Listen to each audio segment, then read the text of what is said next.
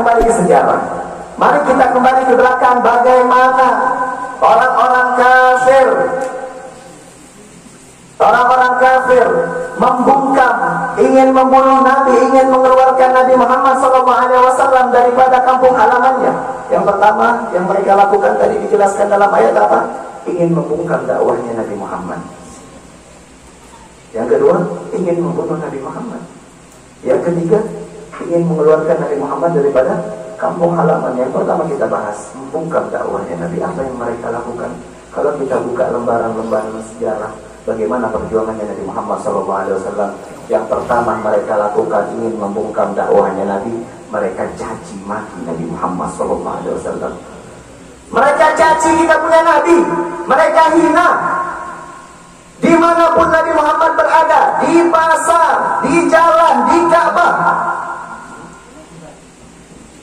Ka'bah, bahkan di rumahnya Nabi Muhammad SAW, Nabi Muhammad dicaci maki. Istrinya Abu Lahab itu setiap paginya selalu menggedor rumahnya Nabi Muhammad SAW. Diketok rumahnya Nabi Muhammad. Untuk apa? Ketika Nabi Muhammad membuka pintu, disemprot kita punya Nabi, dicaci maki, dihina, dimaki Nabi Muhammad SAW. Bahkan orang-orang Arab itu setiap paginya mereka itu selalu sarapan pur, seperti pur apa namanya, pur ini gandum. Tapi Nabi Muhammad SAW setiap paginya selalu sarapan cacian dan makian oleh orang-orang kafir Quraisy. Untuk apa? Untuk membungkam dakwahnya Nabi, agar Nabi Muhammad jatuh mental, tidak melanjutkan daripada perjuangannya Nabi Muhammad.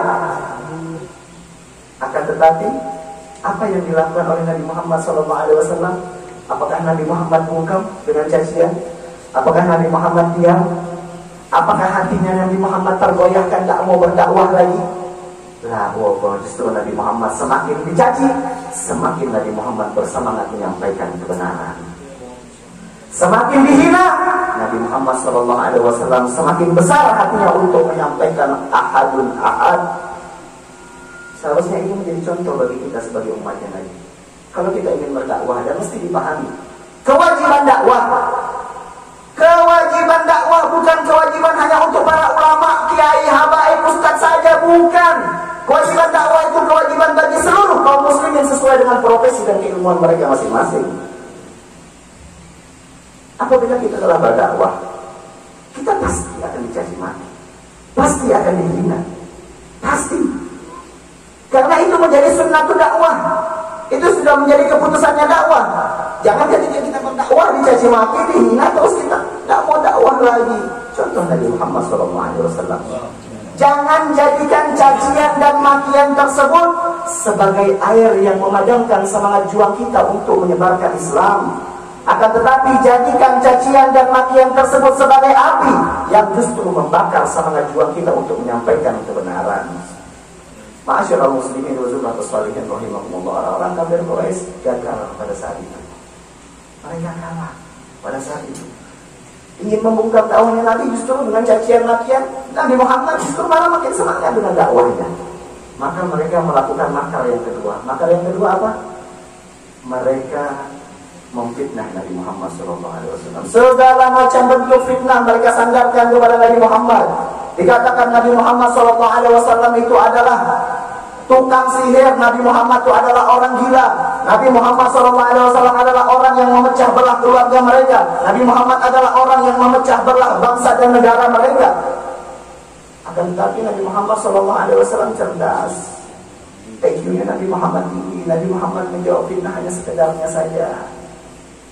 Akan tetapi dakwah terus dijalankan oleh Nabi Muhammad SAW.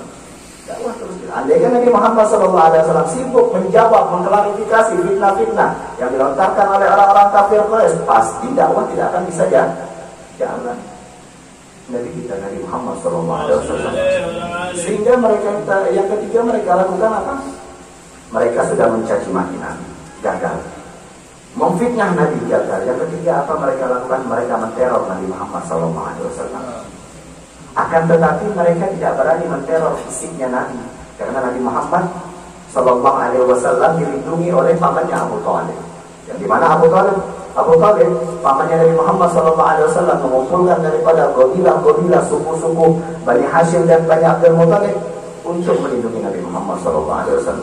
Sehingga orang-orang kafir Quraisy tidak berani mengganggu Nabi Muhammad, tidak berani menteror Nabi Muhammad SAW secara fisik. Akan tetapi mereka paham bahwasanya Nabi Muhammad SAW sangat sayang dan cinta dengan sahabat-sahabatnya, sangat sayang dan cinta pada pengikut-pengikutnya. Sehingga mereka tidak menteror Nabi Muhammad, tidak menyiksa fisiknya Nabi. Akan tetapi pengikutnya Nabi Muhammad yang disiksa oleh mereka. Sayyidina Bilal bin Rabah dikeluarkan dari rumahnya, diseret-seret, dipukul-pukul, diinjak-injak, dibanting, dicambuk. Agar apa? Agar Sayyidina Bilal bin Rabah, agar Sayyidina Bilal bin Rabah keluar dari agamanya Nabi Muhammad SAW. Akan tetapi apa yang keluar dari lisannya Sayyidina Bilal? Ahadun ahad. Ahad, ahad. Allah itu tunggal, Allah itu satu, tidak ada sekutu bagi Allah Subhanahu wa Ta'ala. Iya, Sayyidina Bilal itu merupakan seorang budak. Sayyidina Bilal itu orang yang miskin akan dunia. Sayyidina Bilal tidak memiliki dunia. Akan tetapi Sayyidina Bilal tidak miskin keimanannya kepada Allah Subhanahu wa Ta'ala. Sayyidina Bilal tidak miskin keyakinannya kepada Allah Subhanahu wa Ta'ala. Habbab ibn al-Arab, salah seorang sahabatnya Nabi Muhammad SAW, dipaksa dikeluarkan dari rumahnya, disiksa, dikeluarkan dari rumahnya, disiksa, kemudian dipukuli. Agar apa? Agar keluar dari ajarannya Nabi Muhammad SAW. Disiksa. Ketika dia menolak, kemudian orang kafir Quraisy, salah seorang majikannya Habbab ibn al-Arab, mengambil besi panas, diterisna kepalanya Habbab ibn al-Arab. Salah seorang sahabatnya Nabi yang bernama Zulairah, seorang wanita, dipaksa keluar daripada ajarannya Nabi Muhammad. Ketika dia menolak, dicongkel kedua matanya, dibuat buta. Tidak cuma sampai di situ. Ammar bin Yasir, yang dimana Rasulullah SAW mengatakan, barang siapa yang mengganggu Ammar, maka sama halnya dia mengganggu kata Nabi Muhammad SAW. Itu Ammar bin Yasir diikat di tengah-tengah padang pasir, dicambuk, dipukul, dipaksa keluar daripada ajarannya Nabi Muhammad SAW. Ketika dia menolak, itu ibu dan bapaknya diseret-seret di depannya Ammar bin Yasir, dipukuli, dicambuk, diinjak-injak, ditendang ibunya dan abahnya Ammar bin Yasir. Sayyidina Ammar bin Yasir ketika melihat keadaan kedua orang tuanya diperlakukan sampai sedemikian rupa, Sayyidina Ammar bin Yasir menangis. Tidak tahan Sayyidina Ammar bin Yasir. Kemudian sang ibunya Ammar bin Yasir yang sudah tua renta, yang bernama Sayyidah Sumayyah, yang sudah dalam keadaan lebam-lebam, berlumuran darah, ketika melihat anaknya menangis, sang ibu takut goyah imannya Ammar bin Yasir. Sang ibu takut goncang imannya Ammar bin Yasir. Sang ibu takut Ammar bin Yasir keluar daripada ajarannya Nabi Muhammad. Seraya sang ibu mengatakannya apa? Ya Ammar, duhai anakku Ammar, walaupun ibu harus mati di sini, wallahi ibu tidak akan pernah ridho engkau keluar daripada ajarannya kekasihku Muhammad. Kemudian pada saat itu apa? Abu Jahal marah besar ketika mendengar Sumayyah melakukan Sumayyah mengatakan seperti itu kepada ibunya Ammar bin Yasir. Marah Abu Jahal, ditendang ibunya Ammar bin Yasir sampai terpelanting, dipukuli, dicambuk, dibanting ibunya Ammar bin Yasir sampai puncak daripada kemarahannya Abu Jahal. Abu Jahal ambil tombak. Abu Jahal ambil tombak. Apa yang dia lakukan? Maaf hadirin, ditujuk kemaluannya ibunya Ammar bin Yasir tembus sampai pinggang. Dibunuh!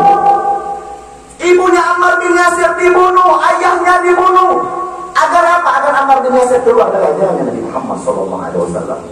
Dan ternyata kita teliti, umatnya Nabi Muhammad SAW yang pertama kali mati syahid adalah Sayyidah Sumayyah, seorang wanita tua renta yang tak berdaya, bukan seorang pemuda yang gagah berani, Seharusnya ini menjadi cambuk bagi kita sebagai pemuda-pemudi Islam. Seharusnya ini menjadi pelajaran bagi kita sebagai pemuda-pemudi Islam. Andaikan Sayyidah Sumayyah berani mengorbankan jiwanya, raganya, nyawanya sekalipun untuk mempertahankan keyakinannya, justru kita sebagai pemuda-pemudi Islam, justru kita sebagai laki-laki harus lebih tekun, harus lebih berani di dalam menyampaikan kebenaran agamanya Allah Subhanahu wa ta'ala.